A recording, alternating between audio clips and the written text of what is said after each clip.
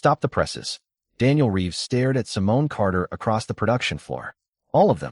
Simone looked through the glass partition at the machines running under bright white lights. Sheets of the anniversary issue moved through the line in steady succession, each one carrying the same photograph of Claire Bennett in a white dress. All of them. Daniel glanced at the clock above the control station. 3:47 in the morning.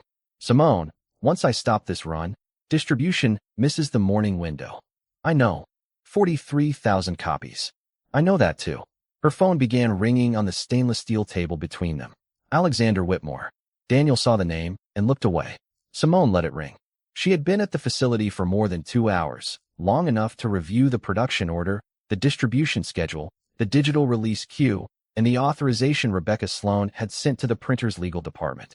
Daniel had checked everything twice. So had Simone. There was no missing signature anymore, because there had never been a valid one to begin with. Alexander had approved the cover. His communications team had approved the campaign. Whitmore Holdings had approved the advertising budget. None of them had the authority to release the anniversary edition without Simone Carter. Daniel lowered his voice. Legal says we are covered, but Alexander is going to call everyone in this building. Probably.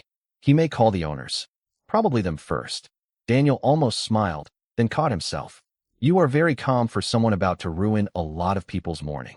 Simone picked up the finished copy lying beside her gloves. Their morning will survive. Claire smiled from the cover beneath a silver anniversary headline. The photograph was beautiful. That was almost beside the point. 6 months earlier, Simone had approved a completely different concept for this issue. No celebrity centerpiece. No manufactured face of the future. The cover was supposed to honor the editors, photographers, donors, artists, and community leaders who had helped Carter Society grow from a 12-page independent publication into a national magazine. Somewhere along the way, Alexander had decided the story needed a younger face. Then he had decided that face should belong to Claire. Simone ran her thumb along the edge of the magazine. Her phone stopped ringing. A message appeared seconds later. Simone, answer me. She turned the phone face down. Daniel shifted his attention toward the production console. I need you to say it one more time for the record. Simone understood. This was not a symbolic moment to him. It was his job. There were employees on the floor, contracts attached to the run, trucks waiting outside, and retailers expecting delivery. She appreciated that he treated the decision like a real one. Place the print run on editorial hold, she said. Hold physical distribution. Keep the digital edition locked. Nothing leaves under the Carter Society name until I authorize it. Daniel nodded. That I can do. He entered his credentials. The first production line slowed. Then the second. A supervisor near the finishing station looked up and received a quiet hand signal from Daniel. No panic followed. No dramatic alarms. Workers simply began following the hold procedure. Outside the loading bays, trucks remained parked in the 38-degree cold. Simone watched the machine slow, surprised by how ordinary it looked. 15 years of work could be distorted by a handful of meetings she had never been invited to, and stopping it came down to a few keystrokes and one person willing to say no. Her phone rang again. Alexander. This time Daniel looked at her. You should probably take that. Not yet. When? Simone set Claire's cover on the table. When I know exactly how long he has been planning this. Daniel frowned. Planning what? Simone opened the magazine to the first pages and turned it toward him. My founder's letter is gone. Daniel looked down. Simone turned another page. This program was mine. Another. So was this one. Daniel's expression changed. I thought this was just the cover. So did I. The final press came to a stop. For several seconds neither of them spoke. Simone's phone lit up with another message. Do not make a decision you cannot undo. She read it once. Then she looked at the clock. 3:49. That is interesting, she said. Daniel glanced at her. What is? Simone slipped the phone into the pocket of her red coat. He still thinks the decision is about the magazine. 6 hours earlier, when Simone had stepped off an elevator on Madison Avenue expecting to approve a routine final proof, she had believed the same thing. NGTQA with tilde NG3 GI with circumflex Y. Schwinn VQA with acute KH 6 GITRC. 6 hours earlier, Simone stepped off the elevator at Carter Society expecting to spend 20 minutes approving paper stock and color balance. Instead, she found champagne on ice. It was just before 10 in the evening, and most of Madison Avenue had settled into its winter glow below the 32nd floor windows. Inside the office, nearly every light was still on. Simone slowed when she saw Margaret Ellis standing outside the main conference room with two members of the publicity team. Margaret had worked with her for 11 years. She was not easily rattled. Tonight, she looked rattled. "Why is everyone still here?" Simone asked. Margaret glanced through the glass. "There were some late changes." "What changes?" "You should see the proof first." Simone followed her eyes. Alexander stood inside the conference room in a black tuxedo, speaking with Claire Bennett. Claire wore white. On the marble table between them sat several copies of the anniversary issue. Alexander noticed Simone through the glass and stopped talking. Claire turned a second later. Nobody waved. Simone opened the door. "This looks festive." Alexander straightened. "I thought you were at the foundation dinner." "I was." She removed her gloves. Daniel asked if I wanted to see the final proof. Margaret entered behind her, but stayed near the door. Simone looked at the champagne. "Apparently I missed something."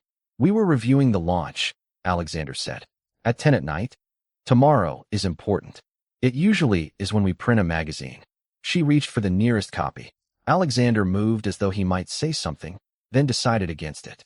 Simone lifted the magazine and saw Claire's face. For a few seconds, she said nothing.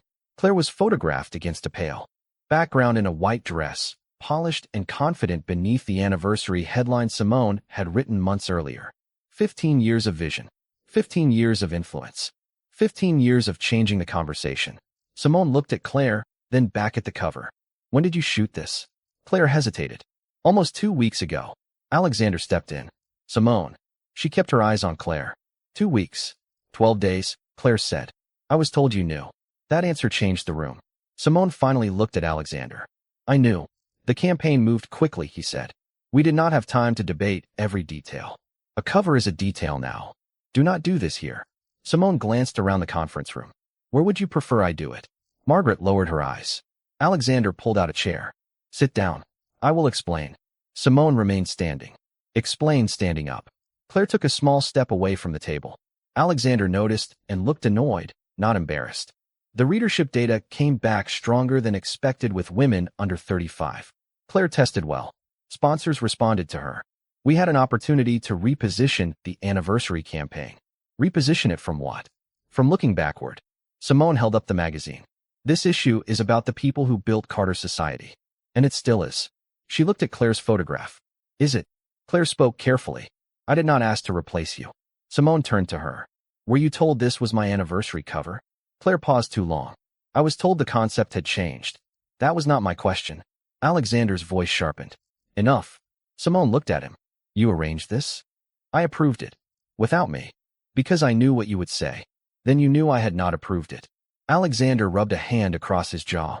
For the first time that evening, he looked less like a billionaire addressing a board and more like a husband caught halfway through an explanation he had expected someone else to accept. "Claire brings attention," he said. "Attention brings advertisers. Advertisers fund journalism. You know how this works." "I know exactly how it works. I have been doing it for 15 years. Margaret shifted near the door. Simone noticed. "Margaret, did you approve the change?" "The production package came from Whitmore Communications with executive authorization." "That is not what I asked." Margaret met her eyes. "No, I did not approve changing the cover." Alexander let out a quiet breath. "This is becoming ridiculous." Simone opened the magazine. She expected to find her founder's letter on page 6. It was not there. She checked the contents page. The annual Women Founders feature was gone too. "Margaret, I know." Simone turned another page. A photograph showed Claire at the Carter Community Arts Fund, smiling beside a program Simone had created 7 years earlier. The caption credited a new cultural initiative supported by Whitmore Holdings. Simone looked up. "Who wrote this?" Nobody answered. She turned another page. Another changed credit. Another altered description. The room that had felt awkward a minute earlier now felt completely different.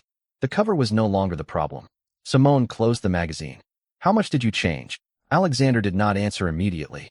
Claire looked at him as if she wanted the same answer. Simone placed the issue on the table. "Alexander, how much did you change?" He met her eyes. Enough to move the magazine forward. Simone stared at him for a moment, then opened the issue again.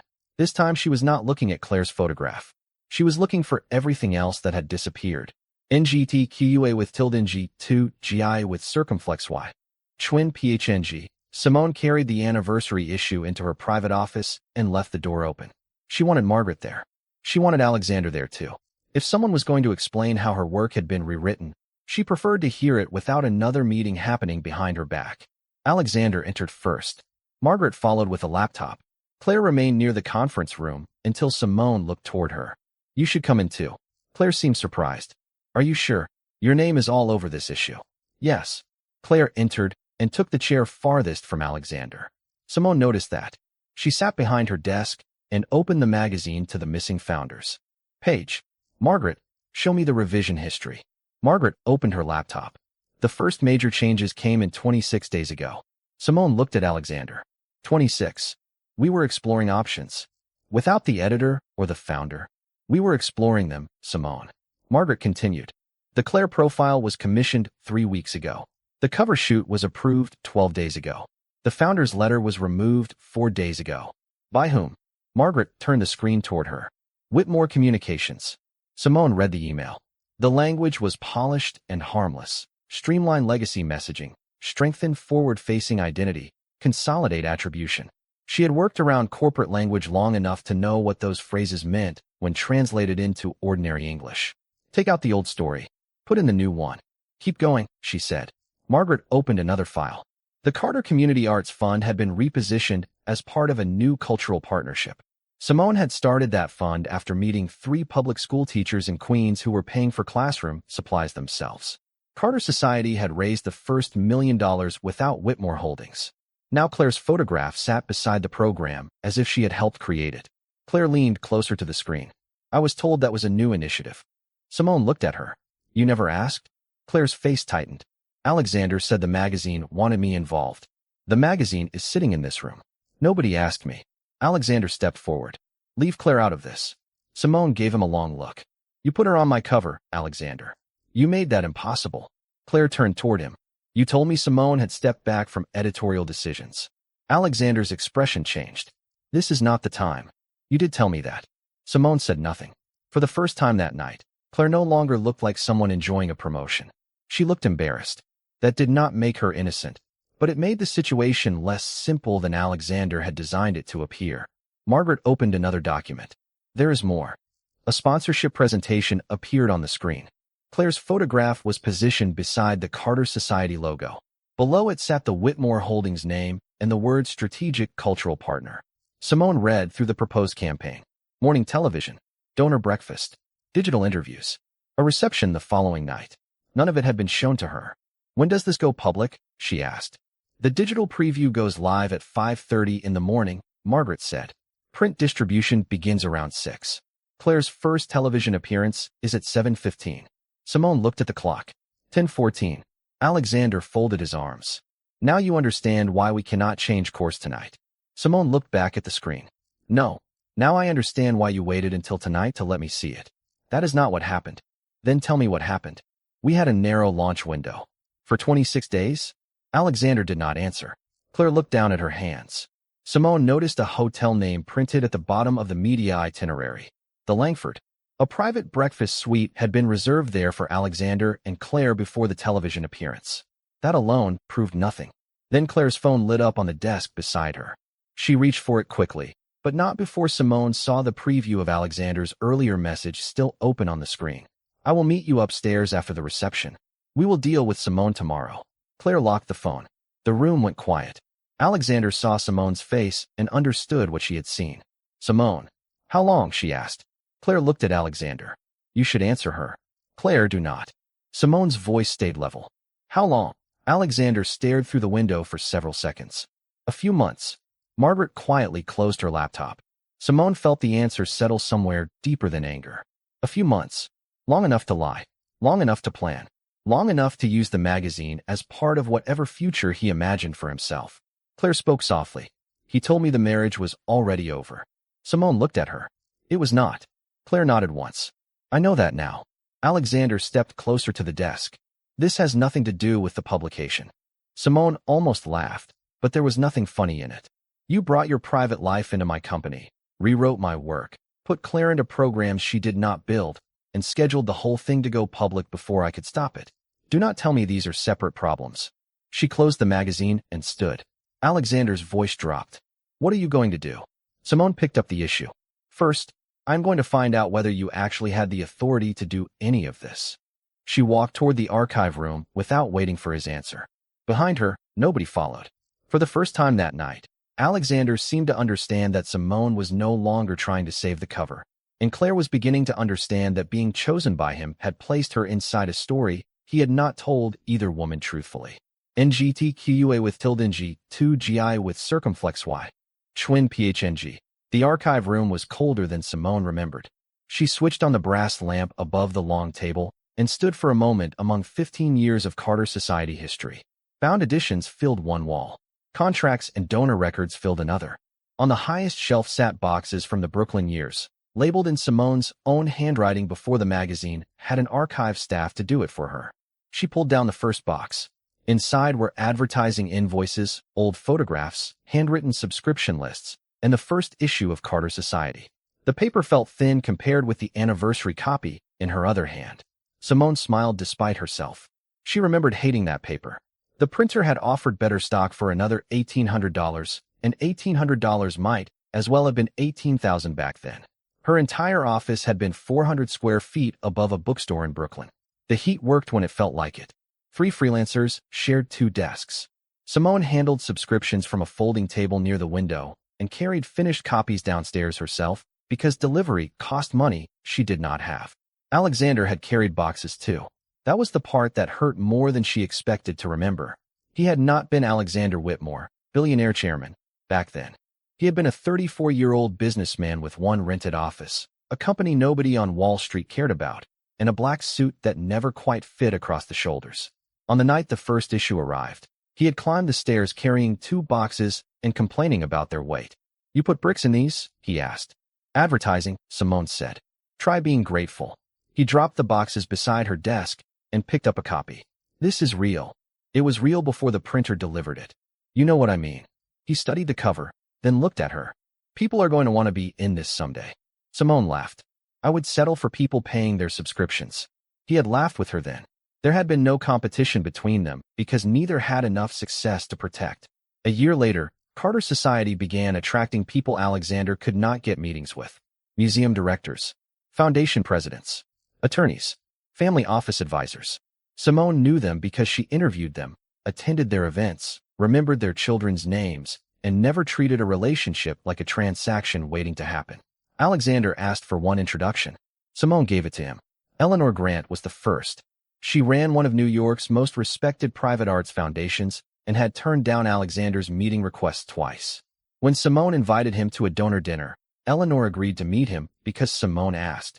Before they entered the restaurant, Alexander stopped on the sidewalk. "Tell me the truth. Do I look nervous?" Simone adjusted his tie. "Yes." "That was not the answer I wanted." "Then stop looking nervous." "Helpful. You are welcome." 3 months later, Eleanor introduced him to an investment advisor. That advisor opened another door. Then another. Alexander did the work after that. Simone had never told herself otherwise. He negotiated, took risks, built teams, and turned Whitmore Holdings into something enormous. But his story had not begun alone. Neither had hers. For years, that had been the beauty of it. At least Simone had believed so. She returned to the archive table and placed the first issue beside Claire's. Anniversary cover. The difference between them was almost absurd. Cheap paper beside luxury stock. A modest photograph beside a carefully produced campaign.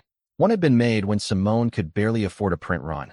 The other had been made by people who thought money gave them permission to rewrite the first one. She opened another box marked Expansion, Year 4. Inside were contracts from the period when Carter Society first accepted outside investment. Eleanor had helped Simone find an attorney because she worried that rapid growth would attract people more interested in the brand than its purpose. Simone remembered one meeting particularly well. Eleanor had tapped the contract with one finger and said, "Money always arrives with an opinion." Simone had smiled. "Alexander is not trying to run my magazine." Eleanor gave her a patient look. "I did not say Alexander." Simone had forgotten that conversation until now. She found the agreement beneath a stack of licensing documents. Her signature appeared on the final page. Eleanor's appeared as a witness. Simone read the first section, then the second. Editorial independence. Founder protections. Historical attribution. Her pulse changed slightly. She pulled out the chair and sat down. There was another document underneath it, attached with an old brass clip. Simone recognized the red leather folder before she remembered what was inside. She opened it and began reading. Halfway down the second page, she stopped. "You have got to be kidding me," she whispered. 11 years earlier, while Simone was worried about surviving expansion, Eleanor Grant had insisted on protecting something Alexander had never thought important enough to remember. Simone read the clause again, slower this time. Then she reached for her phone. Whatever Alexander believed he had purchased over the years, this was one thing his money had never bought. NGTQA with tilde NG2 GI with circumflex Y. Chuen Kin Hein Lang. Simone found Alexander waiting outside the archive room when she stepped into the corridor. He had taken off his tuxedo jacket and loosened his bow tie. For once, he looked less like the man from magazine profiles and more like the man she used to know after a long day. The difference was that she no longer trusted the face. "What did you find?" he asked. Simone held the red leather folder against her side. "You first." "What does that mean?" "You said Claire was the future. I want to know when you decided I was the past." Alexander glanced toward the conference room. Margaret had left. Claire was nowhere in sight. "Can we not do this in the hallway? You were comfortable making decisions about me in conference rooms." "Simone, how long have you been seeing her?" He looked away for half a second. "It was enough. I told you. A few months. 3. Something like that. 4. Why does the number matter?" Simone stared at him. "Because you spent 26 days changing my magazine while telling Claire our marriage was over. I am trying to understand which lie came first." Alexander rubbed his forehead. "This is exactly why I did not want to have this conversation tonight." "You did not want to have it at all." "That is not fair." "No. Fair would have been telling me before you scheduled her television interview." He exhaled and leaned against the glass wall. "The marriage has not been good for a long time." "Then you should have said that to me." "I tried." "When?" Alexander opened his mouth, then stopped. Simone waited. "When did you try?" "You were always working." She almost smiled. "At my magazine?" "That is not what I meant." "It is what you said." Alexander pushed away from the wall. "This is going nowhere." "It is going somewhere. You just do not like where." He lowered his voice. "Claire connects with an audience we need. That is true regardless of what happened between her and me." "Then why hide the cover from me?" "Because you would have said no." "Exactly." Alexander looked toward the folder. "What is in there?" Simone did not answer. "Simone, what did you find?" "Something you should have read before approving 43,000 copies." His expression tightened. "If this is about some old contract, legal can deal with it tomorrow." "Your legal team?" "Our legal team." "No, Alexander. Your legal team." She walked toward her office. He followed. "You are turning a personal problem into a business crisis." Simone stopped at the doorway. "You used my publication to introduce the woman you are seeing as the face of work I built. You turned the personal problem into a business crisis." "I was trying to protect the magazine." "From what?" "From becoming irrelevant." The answer came too quickly. Simone looked at him for a long moment. "There it is." "What?" "The thing you actually believe." Alexander shook his head. "Do not twist my words." "I do not have to." She entered her office and placed the folder on the desk. Alexander remained near the door. "Carter Society needs younger readers," he said. "It needs stronger digital numbers. It needs sponsors who are not 60 years old. Claire can help with that." "Maybe she can." He seemed surprised. "Then what are we arguing about? You still think this is about whether Claire belongs in a magazine?" Simone opened the anniversary issue to the page showing the Community Arts Fund. She could have had a profile. She could have had an interview. She could even have earned a cover someday. What she could not do was become the founder of things she did not found. Claire's voice came from the hallway. "I agree." Alexander turned. She stood several feet away, still wearing white, but the confidence she had carried earlier was gone. "Claire, go home," he said. "You told me Simone wanted to step back." "Not now. You told me the founder's material was being removed because she approved a transition." Simone watched Alexander carefully. His jaw tightened. "This is between Simone and me." Claire gave a short, humorless laugh. "Apparently everything is between you and someone else." She looked at Simone. "I knew he was married. I am not going to pretend I did not. But he told me you two had agreed to separate after the anniversary." Simone nodded once. The admission hurt, but at least it sounded like a human being telling an ugly truth instead of a publicist polishing one. "We had no agreement," Simone said. Claire looked at Alexander. "Then you lied to me too." "Claire, please." She picked up her coat from a chair near the conference room. "Do not call me tonight." The elevator doors closed behind her a minute. Later, Alexander stood in silence. Simone looked at the clock on her desk.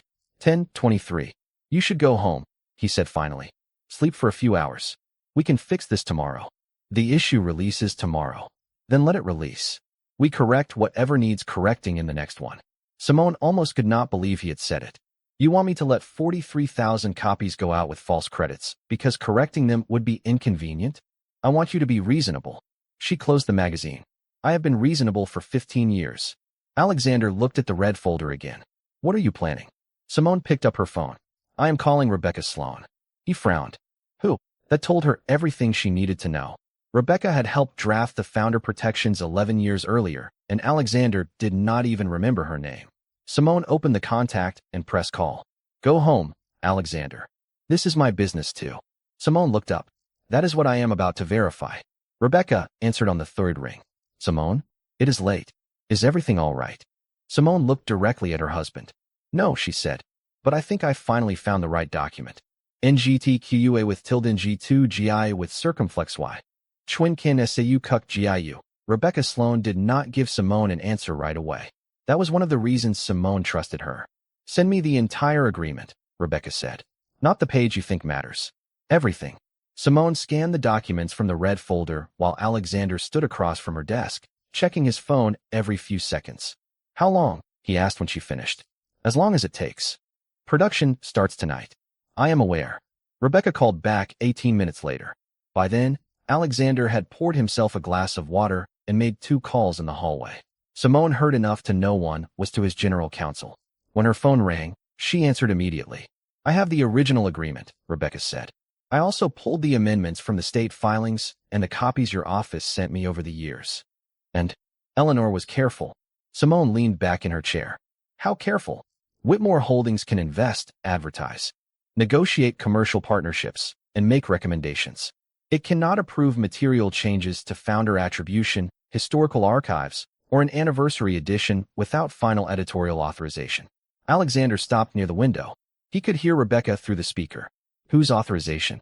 Simone asked, although she already knew. Yours. Alexander crossed the room. Rebecca, this is Alexander Whitmore. I know who you are. Our attorneys have reviewed these agreements. Then they should have a copy of the same clause I am reading. Whitmore Holdings has funded this publication for years. Rebecca's tone did not change. That is not the question. Alexander looked at Simone. Put her off speaker. Simone did not move. Rebecca continued. I need to check whether you ever transferred the authority through a later amendment. Do not stop production based only on this call. Give me 30 minutes. Thank you, Simone said. She ended the call. Alexander stared at her. You are seriously considering shutting down an anniversary issue hours before release. I am considering whether it was authorized in the first place. You know what I mean. I do. That is the problem. He paced once toward the window and back. Do you have any idea what a delay costs? Yes. Retail commitments. Advertising credits. Freight. Media bookings. Yes, Alexander. I run a magazine. Then act like it. Simone looked at him. I am. He went quiet. She opened Margaret's revision files again while they waited. The changes were worse when viewed as a timeline. 26 days ago, Whitmore Communications had requested a new public identity for the anniversary campaign.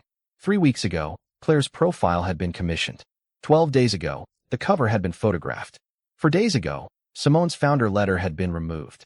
That afternoon, Alexander had signed the production package. You planned around me, Simone said. Alexander remained by the window. We planned around a launch date.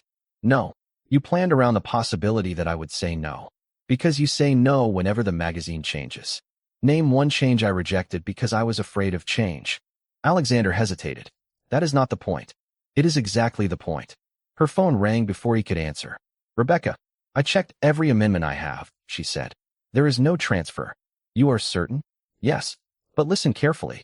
The printer may still be able to run preliminary production under the executive package they received. What they cannot do is release the completed anniversary edition for commercial distribution without your final authorization. The digital edition is covered by the same provision. Simone glanced at the clock. 11:16. So they can print. They can prepare the run. They cannot legally release it as the approved Carter Society Anniversary Edition without you. That distinction mattered. It also explained why Daniel had asked Simone to see the final proof in the first place. The production package looked complete until someone checked the one approval Alexander's team had treated as a formality. Send your opinion to Daniel Reeves and the printer's legal department, Simone said. I want them to verify it independently. Already drafting it. Alexander gave a quiet, disbelieving laugh. You are going to hold 43,000 copies over a signature. Simone looked at him. You spent 26 days betting I would never check whether you needed it. He had no answer. At 11:38, Daniel called. I just got a message from Rebecca Sloan, he said. What is going on? Has the main run started? No. We are doing calibration after midnight. Full production is scheduled for 2. Do not stop anything yet. Have your legal team review Rebecca's opinion. Check the physical release, digital release, and distribution orders separately. Daniel was silent for a second. You think the authorization package is incomplete. I know mine is missing. That would explain why the final release field is blank. Simone looked at Alexander. Exactly. Daniel promised to call when legal finished reviewing it. Simone ended the call and began putting the documents back into the red folder. Alexander watched her. Where are you going? Home. His shoulders relaxed slightly. Good. We both need sleep. Simone fastened the folder. I did not say I was going there to sleep. The relief left his face. She walked past him toward the elevator, carrying the contract he had forgotten and a question she no longer needed a lawyer to answer. The magazine might still belong to Carter Society. The life waiting for her at the penthouse no longer felt like it belonged to Simone. NGTQUA with tilde NG3GIA with circumflex Y. Chwin AIM/THI John. At 12:19 in the morning, Simone stepped into the penthouse and immediately knew she had stayed too long. Nothing had changed. That was what made it feel strange. Alexander's black overcoat still hung near the entry. 2 unopened invitations rested on the console. The flowers she had ordered for the dining room 3 days earlier were still fresh.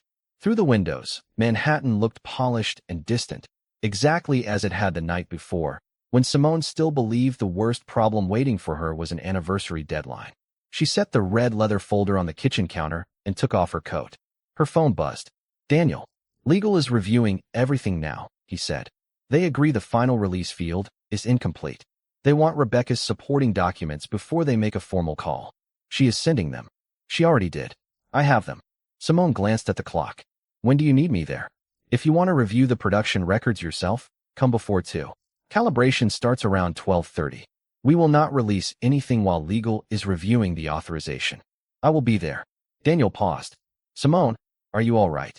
It was the first question anyone had asked her that night, without wanting something attached to the answer.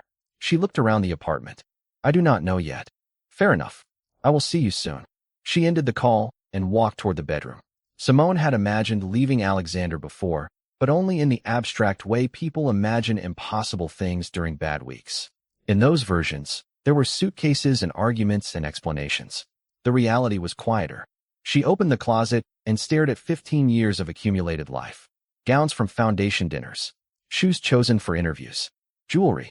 Alexander had given her on anniversaries when they had both been too busy to take vacations. She touched none of it. Instead, she took 2 suits, a blouse, a sweater, jeans, and enough clothes for several days. From the study, she collected her passport, personal notebooks, a backup drive, and the original incorporation certificate she kept at home. Everything fit into one carry-on and her work bag. When she returned to the bedroom, she saw her wedding ring in the mirror before she felt it on her hand. Simone stood still. She remembered Alexander slipping it onto her finger in a small ceremony long before anyone called him a billionaire. She remembered laughing because his hands were shaking. She remembered him denying it afterward. That man had existed. So had the woman who trusted him. Simone removed the ring. She did not throw it. She did not leave a note beside it. She carried it to the entryway and placed it next to Alexander's spare penthouse key. Her phone buzzed again. This time it was Claire. Simone almost ignored it, then opened the message. I am sorry. I should have asked more questions. Simone read it twice. She typed a response, deleted it, then tried again. Finally she wrote, You should have. So should I? She sent it before she could reconsider. Another message appeared immediately, this one from Alexander. Are you home? Simone did not answer. A second arrived. I am leaving the reception. We need to talk before you do anything with the issue. She looked at the ring on the console. For years, Alexander had assumed every disagreement ended in the same place, home. Whatever happened in a boardroom, hotel, airport, or office, Simone would eventually be there. He had mistaken consistency for dependence. Her phone rang. She answered this time. Where are you? Alexander asked. At the apartment. Good. Stay there. I am 20 minutes away. No. A pause. No. I am leaving. For where? The printer. Simone, legal is handling this. So am I. Wait until I get there. She picked up her coat. Why? Because we are married. Simone looked at the ring. You should have remembered that before tonight. Alexander was silent. When he spoke again, the anger had left his voice. Do not leave like this. For one dangerous second, he sounded like the man from Brooklyn. Simone closed her eyes. Then she remembered Claire's cover, the missing founder's letter, and 26 days of decisions made around her. How would you like me to leave, Alexander? He had no answer. I will call you tomorrow, she said. Simone. She ended the call. At 12:58, she stepped into the private elevator with her carry-on, work bag, red folder, and red coat buttoned against the cold. Downstairs, Mr. Harris looked toward the luggage but was too professional to ask. Whitmore car tonight, Mrs. Whitmore? No, thank you. Would you like me to call one? I already did. Outside, the temperature had dropped into the mid-30s. Her car arrived 3 minutes later. Simone gave the driver the address of the printing facility in New Jersey. Traffic was light, and they reached the building shortly before 2. Daniel met her inside with coffee and a stack of production records. For the next hour and 40 minutes, they checked every release order, every digital authorization, and every distribution instruction while the printer's legal counsel spoke with Rebecca. At 3:39, the final written confirmation arrived. Daniel read it, then passed the page to Simone. It is your call. Her phone began ringing. Alexander. Simone looked through the glass at the presses, then at Claire's face moving through the production line. 8 minutes later, she would make the decision Alexander had spent nearly a month assuming she would never get the chance to make. NGTQA with tilde NG3 GIA with circumflex Y. NI tip VA with gravo on utrin LC 347 SA with acute NG. At 3:47 in the morning, Daniel stood beside the production console with one hand resting near the controls. I need the instruction from you. Simone looked at the written confirmation one last time. Rebecca Sloan had signed off. The printer's counsel had signed off. The final release authorization belonged to Simone, and nobody had transferred it. Alexander's production package could get the issue this far. It could not send it into stores. Her phone kept ringing. Place the issue on editorial. Hold, Simone said. Physical and digital? Both. And the trucks? Hold distribution. Daniel nodded. All right. He entered the command. The process was quieter than Simone expected. One production line slowed, then another. Workers received instructions through their headsets and began moving completed copies into the holding area. The digital release changed from scheduled to blocked pending editorial approval. Outside, the trucks stayed where they were. No alarms. No shouting. Just a system responding to the person who actually had authority to use it. Simone's phone stopped ringing. Then it started again. Daniel glanced at the screen. He is persistent. That is one word for it. You going to answer? Simone watched the final sheets moving through the line. Yes. She picked up. Alexander did not bother with hello. Tell me you did not stop distribution. I stopped distribution. Simone. You asked. Do you understand what you have just done? Very clearly. We have retailers expecting delivery. Sponsors expecting placement. Claire has a television booking in 3 hours. Then someone should call them. Alexander went silent for a beat. You are enjoying this. Simone looked at Daniel, who immediately found a reason to study another screen. No, I am tired. That answer seemed to unsettle Alexander more than anger would have. Come home, he said. We can fix the credits. We can put your letter back online. We can revise the next print run. You still do not understand. Then explain it to me. You had 26 days to talk to me. You chose not to. Because I knew you would fight every change. You never gave me the chance. I was trying to move the magazine forward. Simone looked at Claire's photograph on a finished copy beside her. By pretending I was not part of how it got here. Alexander exhaled. What do you want? The question was so familiar that Simone almost answered automatically. A correction. An apology. Her name restored. Yesterday, any of those things might have mattered. Now they sounded too small. I want every altered credit reviewed, she said. Every program. Every donor agreement. Every piece of historical material your team changed. Fine. I want Claire's appearances canceled under the Carter Society name until the record is corrected. Simone, that will embarrass her publicly. Then tell the networks there is an editorial delay. There is no reason to humiliate her. Alexander paused. He had probably expected something crueler. And after that, Margaret will restore the original editorial chain. Whitmore Communications will no longer make changes without written approval from the publication. His voice hardened. You cannot lock my company out. Your company sells partnerships with Carter Society. It does not edit Carter Society. We paid for the expansion. You invested in it. What is the difference? Simone looked at the rows of completed magazines waiting under hold stickers. Tonight? About 43,000 copies. Daniel lowered his head, hiding a brief smile. Alexander did not respond. Simone continued.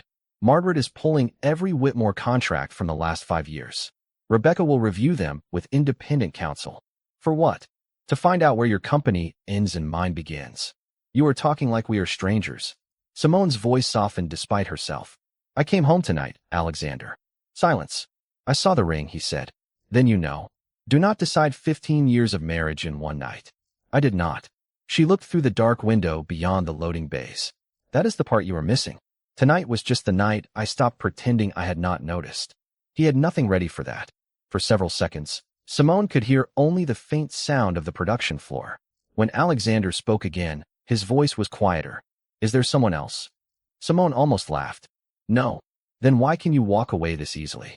You think this is easy? You sound calm. Calm is not the same as untouched. Alexander said her name, but Simone did not let him turn it into another argument. Go home. We will speak with attorneys tomorrow. Simone, wait. Good night, Alexander. She ended the call. Daniel approached with a tablet. Digital release is locked. Distribution is officially on hold. Nothing leaves without a new authorization. Simone signed the confirmation. Thank you. What happens to these copies? He gestured toward the stacks bearing Claire's face. Simone looked at them. A few hours earlier, she would have wanted the old anniversary cover restored immediately. Now she was not sure she wanted an anniversary issue at all. Store them securely, she said.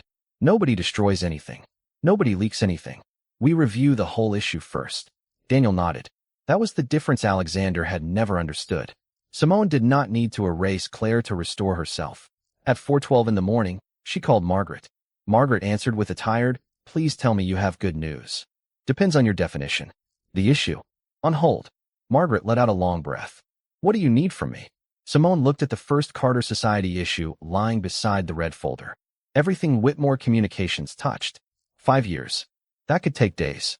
Then we start today. And the anniversary. Simone was quiet. Dawn had begun to lighten the edge of the sky beyond the loading docks. We are not celebrating 15 years until we can tell the truth about them. Margaret understood. I will be in by 7. Simone ended the call and slipped on her gloves. The issue had stopped. Her marriage was ending. Yet neither felt like the final turn anymore. Alexander had spent years believing Carter Society needed his money more than it needed Simone's name. By sunrise, they were both about to find out whether he was right. NGTQUA with tilde NG, 4GIA with circumflex Y. Chwin Kin KTHC, /3 Thang SAU. 3 months later, Simone Carter was standing in a new office 12 blocks south of Madison Avenue when Daniel Reeves walked in carrying a cardboard box. Please tell me those are not contracts. Better. He set the box on her desk and opened it. Fresh copies of Origin filled the inside. Simone stared at them for a moment before taking one out. The cover was simple. No skyline. No diamonds. No corporate logo tucked into a corner. Just Simone in a red suit against a warm gray background. Her name above 5 words she had chosen herself. The story belongs to its builder. Daniel watched her expression. Well, the red is slightly darker than the proof. His face fell. Simone smiled. I like it better. You could have started with that. Then you would have missed the experience. He laughed and pulled another copy from the box.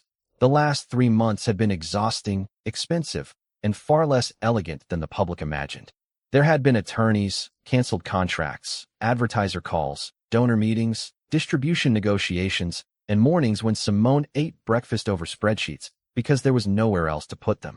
Carter Society remained in operation under an independent editorial structure. Margaret had restored the original credits, and the canceled anniversary issue never reached the public. Simone stayed on as founder and controlling editorial authority, while a new leadership team handled daily publication. Origin was different. It was hers from the first page forward, built outside Whitmore Holdings and focused on the people behind institutions, companies, art, education, and philanthropy. 23 former contributors had joined the first-year roster. Several longtime donors became founding supporters. The first print run had sold strongly through advanced subscriptions before a single copy reached a newsstand. None of it happened overnight. That mattered to Simone. She was tired of stories that made reinvention look effortless. Her phone rang. Margaret. The Washington shipment is confirmed, Margaret said. Boston too. Chicago leaves this afternoon. And the airport distribution? Already moving. Any problems? 1. Simone waited. Daniel still thinks the cover should have had a gold border. Daniel called across the office. I can't hear you. Margaret laughed. Simone had missed that sound. I will call you later. She ended the call and looked around the room. The new office was smaller than Carter Society headquarters. Half the furniture was still temporary. Someone had left coffee cups beside a stack of subscription reports. A photographer was arguing with an editor about a deadline near the windows. It felt alive in a way Simone had forgotten work could feel.